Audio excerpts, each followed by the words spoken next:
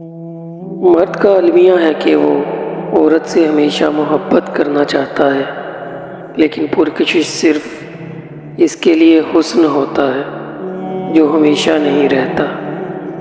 عورت کا المیہ یہ ہے کہ وہ اظہار محبت کر دیتی ہے اور یوں مرد کے دل سے اتر جاتی ہے۔ رشتوں کی خوبصورتی ایک دوسرے کی بات برداشت کرنے میں ہے۔ اگر بے عیب انسان تلاش کرو گے تو اکیلے رہ جاؤ گے۔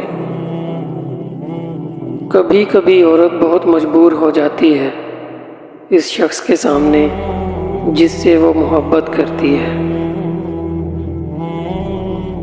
اگر تمہاری ماں تمہارے غصے کی وجہ سے تم سے بات کرتے ہوئے ڈرتی ہے تو تم افسوس کرو، کیونکہ تم نے اپنے ہاتھوں مغفرت کا دروازہ بند کر دیا ہے۔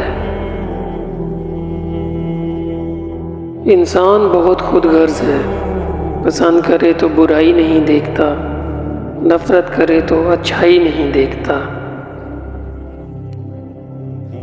اخلاق ایک دکان ہے اور زبان اس کا تالا ہے۔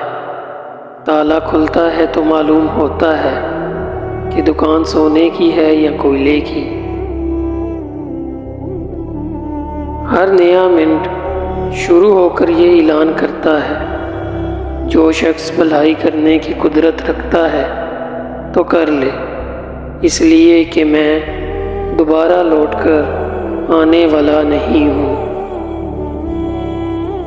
اپنے بہترین وقت کو نماز کے لیے وقف کر لو، کیونکہ تمہارے سب کام تمہاری نماز کے بعد قبول ہوں گے۔